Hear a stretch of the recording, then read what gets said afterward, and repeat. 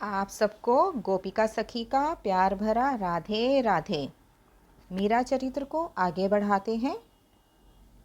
अगले दिन ही भोजराज ने गिरिजा बुआ से और वीरम देव जी से घर जाने की आज्ञा मांगी। गिरिजा जी ने भतीजे का मुख थोड़ा मलिन देख पूछा तो भोजराज ने हंसकर बात टाल दी। हालांकि वे मेड़ता में सबका सम्मान करते, पर अब उनका यहाँ मन न लग रहा था। भोजराज चित्तौड़ आ गए, पर उनका मन अब यहाँ भी नहीं लगता था। न जाने क्यों अब उन्हें एकांत प्रिय लगने लगा। एकांत मिलते ही उनका मन श्याम कुंज में पहुँच जाता। रोकते रोकते भी वह उन बड़ी बड़ी झुकी आँखों, स्वर्ण गौर वर्ण कपोलों पर ठहरी अश्रु बूंदें, सुघर नासिका, उसमें लगी हीरक कील, कानों में लटकती झूमर, वह आकुल व्याकुल दृष्टि, उस मधुर कंठ स्वर के चिंतन में खो जाता। वे सोचते, एक बार भी तो उसने आंख उठाकर नहीं देखा मेरी ओर।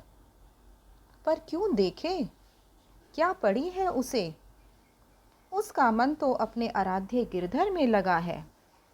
यह तो तू ही है जो अपना हृदय उनके चरणों में पुष्प की तरह चढ़ा आया है, जहाँ स्वीकृति के कोई आसार भी नहीं और ना ही आशा।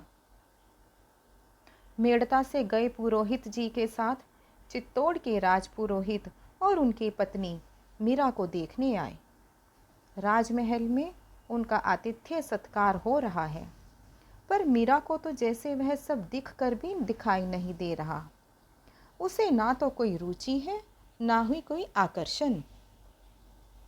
दूसरे दिन माँ सुंदर वस्त्राभूषण लेकर एक दासी के साथ मीरा के पास आई।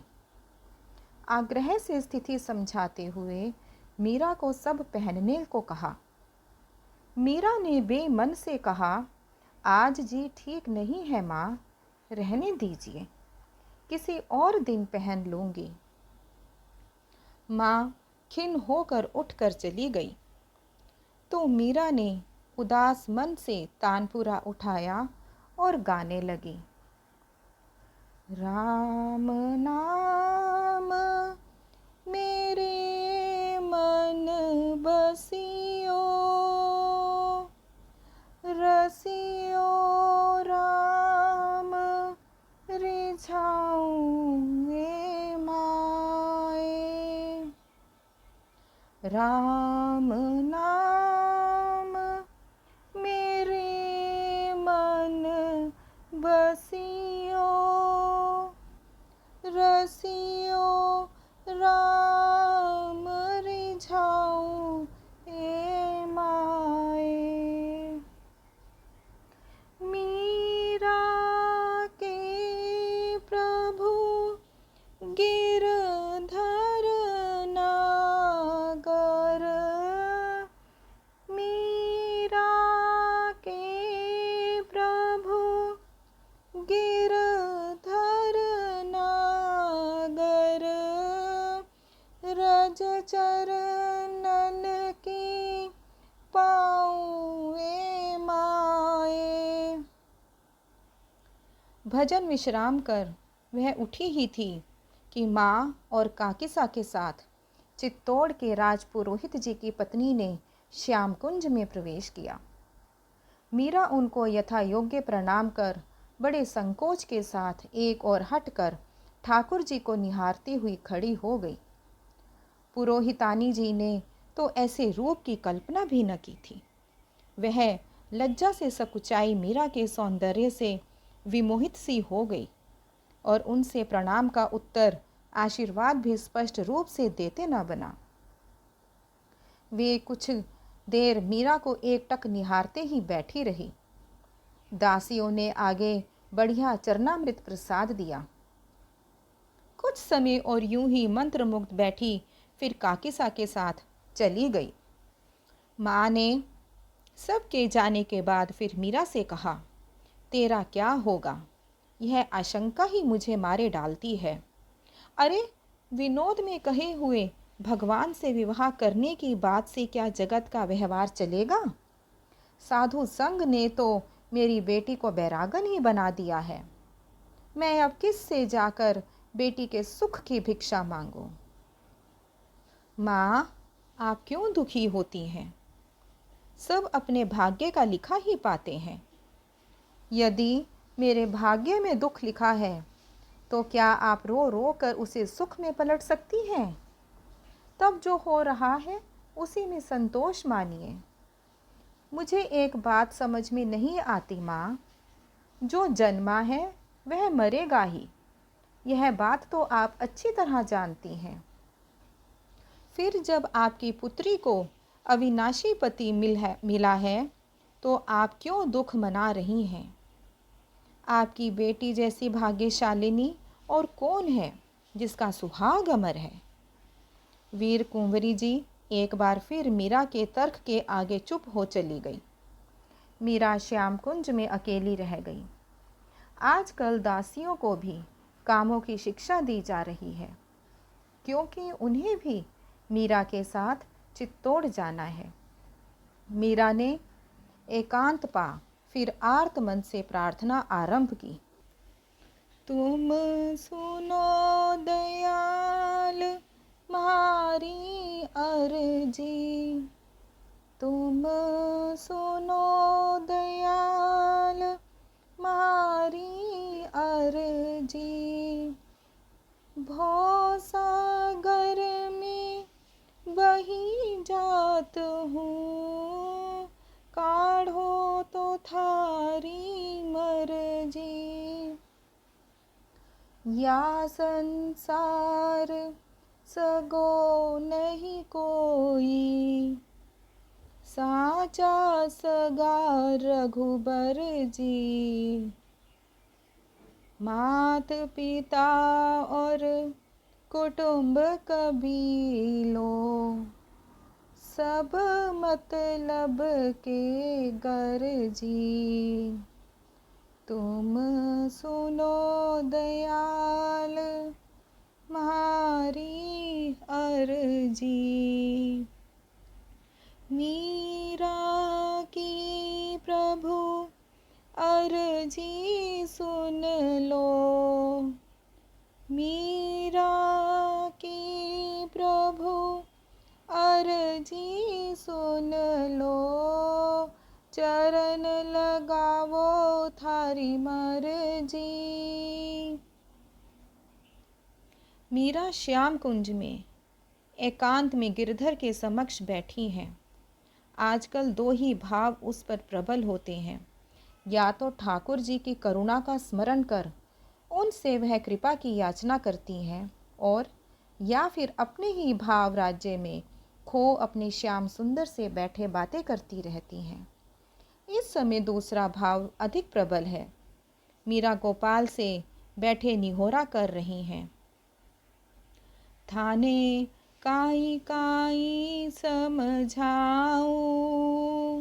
थाने काई काई समझाऊं। मारा सांवरा गिरधारी, मारा सांवरा गिरधारी।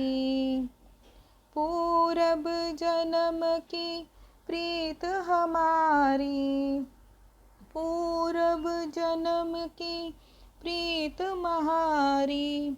अब नहीं जात निवारी। सुंदर बदन जोवता सजनी, प्रीति भई छे भारी। मारे घरा पधारो गिरधर, मारे घरा पधारो गिरधर। मंगल गावे नारी, मारा सांवरा गिरधारी। मारा सांवरा गिरधारी। मोती चौक पुराऊं व्याहला, तन मन तो परवारी। मारो सगपण तो सो सावरिया जग सो नहीं विचारी। मीरा कहे गोपिन को वालो हम सो भयो ब्रह्मचारी। चरण शरण है दासी थारी पलक न कीजे न्यारी। मारा सांवरा गिरधारी मारा सांवरा गिरधारी। मीरा गाते गाते अपने भाव जगत में खो गई। वह सिर पर छोटी सी कलशी लिए यमुना जल लेकर लौट रही हैं। उसके त्रिषित नेत्र इधर उधर निहार कर अपना धन खोज रहे हैं। वो यहीं कहीं होंगे, आएंगे, नहीं आएंगे। बस इसी सोच में धीरे धीरे चल रही थी कि पीछे से किसी ने मटकी उठा ली। उसने अचकचाकर ऊपर देखा तो कदम्ब पर एक हाथ से डाल पकड़े और एक हाथ में कलशी लटकाए मनमोहन बैठे हंस रहे हैं। लाज के मारे उसकी दृष्टि ठहर नहीं रही। लज्जा नीचे और प्रेम उत्सुकता ऊपर देखने को विवश कर रही है। वे एकदम वृक्ष से उसके सन्मुख कूद पड़े। वह चौंक कर चीख पड़ी और साथ ही उन्हें देख लज्जा गई। डर गई ना? उन्होंने हंसते हुए पूछा और हाथ पकड़कर कहा, चल आ, थोड़ी देर बैठकर बातें करें। सघन वृक्ष तले एक शिला पर दोनों बैठ गए। मुस्कुराकर बोले, तुझे क्या लगा, कोई वानर कूद पड़ा है क्या? अभी पानी भरने का समय है क्या? दोपहर में पता नहीं घाट नितांत सुने रहते हैं। जो कोई सचमुच वानर आ जाता तो? तुम हो ना? उसके मुख से निकला। मैं क्या यहाँ ही बैठा ही रहता हूँ? गैया नहीं चरानी मुझे? एक बात कहूँ? मैंने सिर नीचा किए हुए कहा, एक नहीं 100 कह, पर माथा तो ऊंचा कर। तेरो मुख ही नाय दिख रहे हो मोकू। उन्होंने मुख ऊंचा किया तो फिर लाज ने आ घेरा। अच्छो अच्छो, मुख नीचो ही रहने दो, कह का बात है। तुम्हें कैसे प्रसन्न किया जा सकता है? बहुत कठिनाई से मैंने कहा। तो सखी, तो ही मैं अप्रसन्न दिख रहा हूँ? नहीं, मेरा वो मतलब नहीं था। सुना है तुम प्रेम से वश में होते हो। मोह को वश में करके क्या करेगी सखी? नाथ डालेगी कि पगहा बांधेगी? मेरे वश हुए बिना तेरो का झटक्यो है भला? सो नहीं श्याम सुंदर। तो फिर क्या? कब से पूछ रहो हूँ, तेरो मुख तो पूरो खुल हो नहीं रहो। एक वो बात पूरी नाई निकसे, अब मैं भोरो भोरो कैसे समझूंगो? सुनो श्याम सुंदर, मैंने आंख मूंद कर पूरा जोर लगाकर कह दिया, मुझे तुम्हारे चरणों में अनुराग चाहिए। सो कहाँ होए सखी? उन्होंने अनजान बनते हुए पूछा। अपनी विवशता पर मेरी आंखों में आंसू भर आए। घुटनों में सिर दे मैं रो पड़ी। सखी, रोवे मती? उन्होंने मेरे आंसू पोंछते हुए पूछा। और ऐसो अनुराग कैसो हो वोरी? सब कहते हैं उसमें अपने सुख की आशा इच्छा नहीं होती। तो और का होए? श्याम सुंदर ने पूछा। बस तुम्हारे सुख की इच्छा। और कहा, अब तू मोको देख दे रही है, अब तू मोको दुख दे रही है? ऐसा कहे हंसते हुए मेरी मटकी लौटाते हुए बोले, ले अपनी कलशी, बावरी कही की। और वह वन की ओर दौड़ गई। मैं वहीं सिर पर मटकी ठगी सी बैठी रही। विवाह के उत्सव घर में होने लगे। हर तरफ कोलाहल सुनाई देता था। मेड़ता में हर्ष समाता ही न था। मीरा तो जैसी थी वैसी हो रही। विवाह की तैयारी में मीरा को हल्दी चढ़ी। उसके साथ ही दासियां गिरधर लाल को भी पिट्ठी करने और गीत गाने लगी। मीरा को किसी भी बात का कोई उत्साह नहीं था। किसी भी रीति रिवाज के लिए उसे श्याम कुंज से खींच कर लाना पड़ता था। जो करा लो सो कर देती, ना कराओ तो गिरधर लाल के वागे पोशाके मुकुट आभूषण संवारती। श्याम कुंज में अपने नित्य के कार्यक्रम में लगी रहती। खाना पीना पहनना उसे कुछ भी नहीं सुहाता।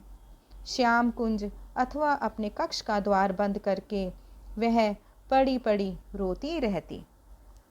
आज के लिए बस इतना ही। आप सबको प्यार भरा राधे राधे।